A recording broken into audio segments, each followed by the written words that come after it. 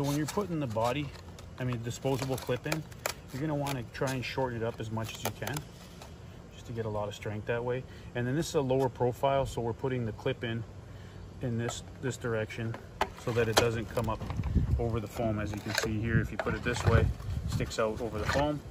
So we put it in this way, then we just take a nail just to hold it in place.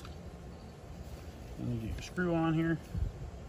And at this part here, you're going to want to push the foam, and you're going to want to push the disposable clip towards the pool wall, keeping everything tight as you drill that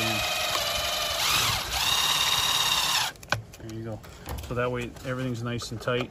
You won't get the foam pushing away from the wall.